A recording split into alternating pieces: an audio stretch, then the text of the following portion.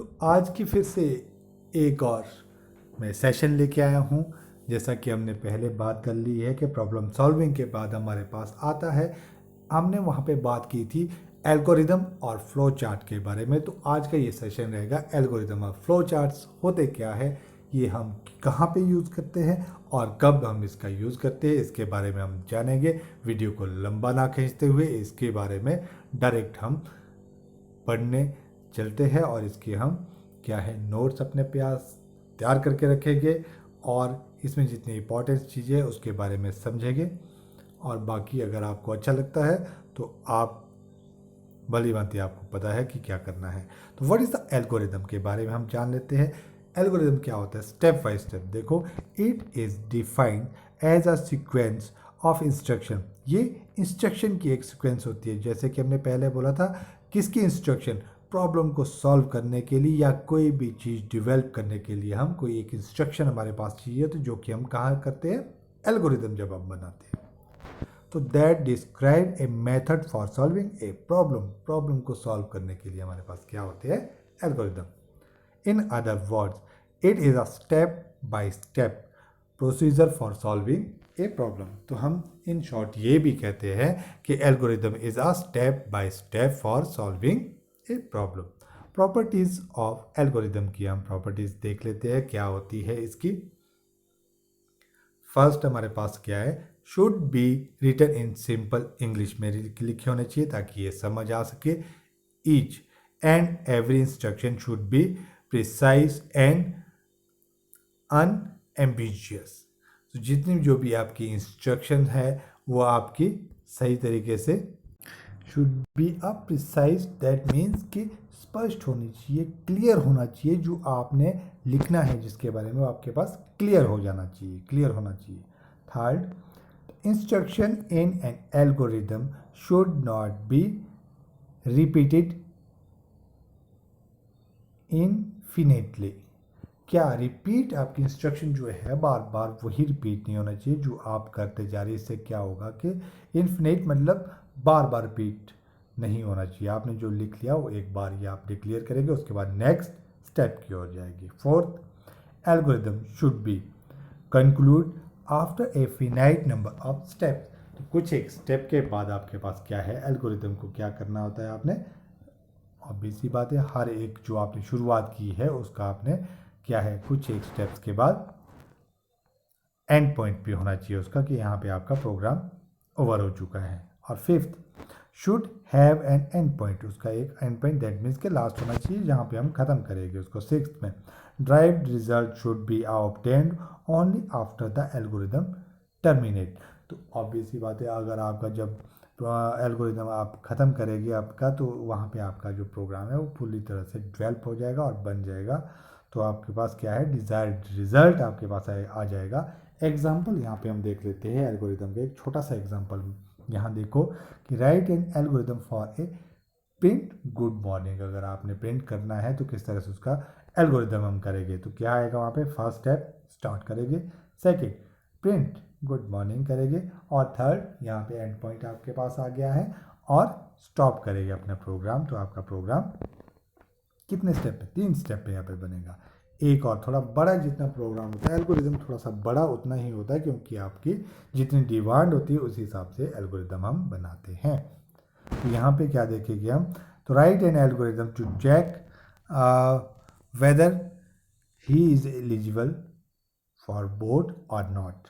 तो वोटिंग के लिए अगर प्रोग्राम बनाना है तो हम किस तरह से उसका एल्गोरिदम लिखेंगे। तो यहाँ पे देख लो फर्स्ट स्टेप क्या रहेगा, स्टार्ट करेंगे हम शुरू।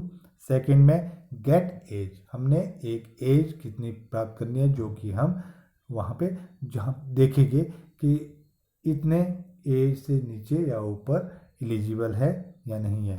थर्ड में if age is greater than और इक्वल टू क्या है, हम जैसे कि हमें वोटिंग देने का राइट कब मिलता है 18 के बाद, तो यहाँ पे 18 हम देखते हैं प्रिंट एलिजिबल टू वोट। अगर 18 से बड़ा है तो eligible to vote, else print not eligible for vote, उसके बाद स्टॉप, प्रोग्राम आपका अंत हो जाएगा। इस तरह से हम प्रोग्रामिंग को गाइड करते हैं थ्रू किसके, एल्गोरिदम की। आई होप आपको ये क्लियरली समझ आ गया है। अब चलते हैं फ्लो चार्ट के ऊपर। फ्लो चार्ट्स क्या होते हैं, इसको समझ लेते हैं। तो फ्लो चार्ट भी एक तरह का आपके पास गाइड करता है जब भी कोई प्रोग्रामिंग या करनी होती है। ये ग्राफिकल रिप्रेजेंटेशन होती है हमारी। कैसे? Flow chart is defined as a graphical representation of logic for a problem solving. Problem को सॉल्व करने के हमारे पास रिप्रेजेंटेशन होती है। The process of flow chart is making the logic of program clear in visual representation. Visual मतलब graphically आपके पास रिप्रेजेंट किया जाता है। ये वो सिंबल्स है जिसका हम यूज़ करते हैं इसके अंदर। ठीक है, यहाँ पे सिंबल बनाए गए हैं और आगे सिंबल के नेम दिया गया है।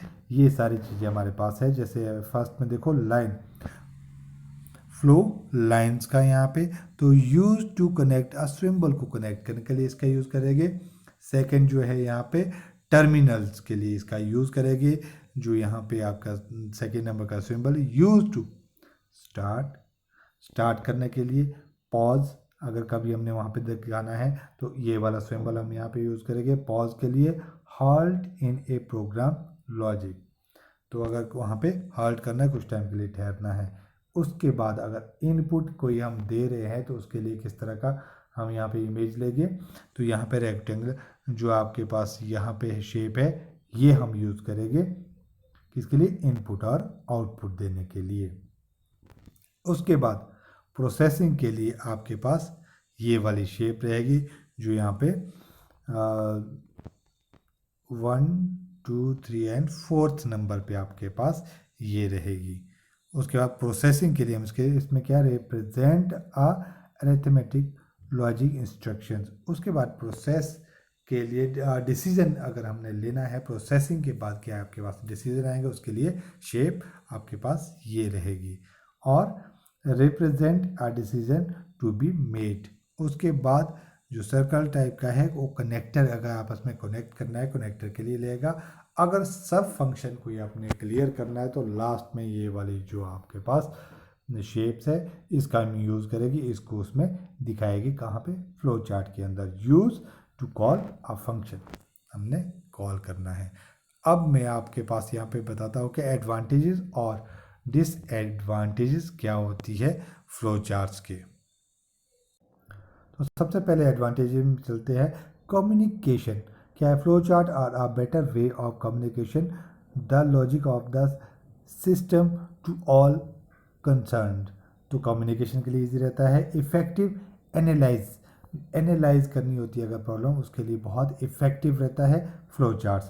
प्रॉपर डॉक्यूमेंटेशन बनती है इसके थ्रू, क्योंकि इसमें पिक्टोरिकली रिप्रेजेंट करते हैं, हम पिक्चर के रूप में दिखाते हैं प्रोसेस कैसे आ रही है, स्टार्ट कैसे कर रहे हैं, डिसीजन कैसे ले रहे हैं और एंड कैसे हो रहा है।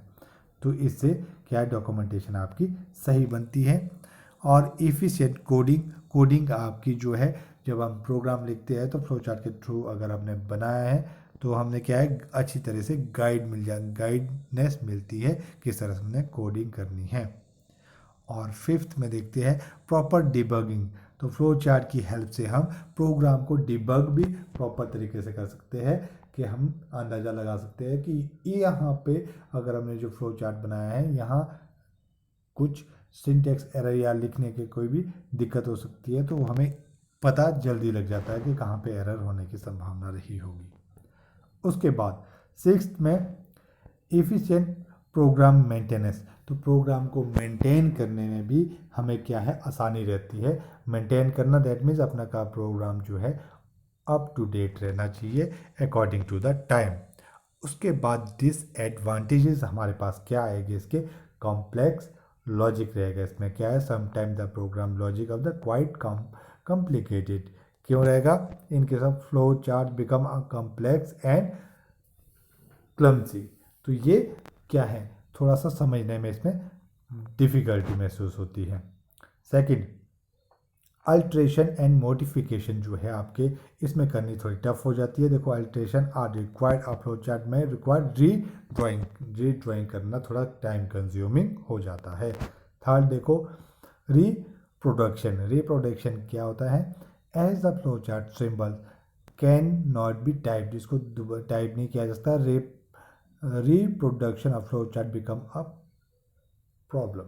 तो अगर दोबारा से हमें कुछ करना पड़े तो इससे क्या है, हमें प्रॉब्लम आएगी। कॉस्ट इसमें थोड़ी सी लार्ज हाई रहती है, क्योंकि इसको बनाने में थोड़ी सी दिक्कत हो जाती है। The large application the time of the cost of flow chart drawing become costly, क्योंकि इसको कई बार दोबारा से अगर लिखना पड़े तो हमें पूरा ही लिखना पड़ता है, या बनाने में इसमें टाइम बहुत लग जाता है। तो आपके पास यहाँ पे मैं और इसका एग्जांपल भी यहाँ पे बता।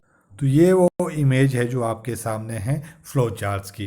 तो फ्लो चार्ट किस तरह से होता है, देखो सबसे पहले यहाँ पे स्टार्ट टर्मिनेटर, स्टार्ट से हम शुरू किया है, उसके बाद जो लाइनें थी जो कनेक्टर के लिए हम यूज़ करते थे, लाइन्स है वो यहाँ पे हमारे पास, और उसके बाद डिसीजन लेने के लिए हमने जिस शेप का यूज़ किया था वही यहाँ पे आएगी। उसके बाद अगर डिसीजन यस हो जाता है या यस होगा तो आगे चलेगा, अगर नो हो जाता है तो एग्जीक्यूट हो जाएगा। उसके बाद डाटा जो आप देंगे प्रोसेस करने के लिए, उसके बाद डॉक्यूमेंटेशन के लिए आप कौन सा जो इमेज है हमने वहाँ पे जो दिखाया था वही हम यहाँ पे शेप लेंगे, और उसके बाद एंड पॉइंट और एंड टर्मिनल्स के लिए उसी का यूज़ करेंगे।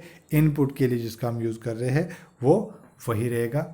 इमेज जो है पिक्चर की रिप्रेजेंटेशन इसी तरह से रहेगी जिस तरह से ऊपर वहाँ पे दिखाया गया था कि कौन सी शेप किसके लिए हम यूज़ कर रहेंगे। आई होप आपको ये वाला जो वीडियो है अच्छा लगा है। तो इस वीडियो को आप इसी तरह से देखेंगे और इसको याद करेंगे और इसके नोट्स बनाएंगे अपने पास। और ये आपके कहाँ पे रहता है, सही प्रॉब्लम सॉल्विंग के अंदर ये आप फ्लो चार्ट और एल्गोरिदम बनाते हैं। Thanks for watching the video.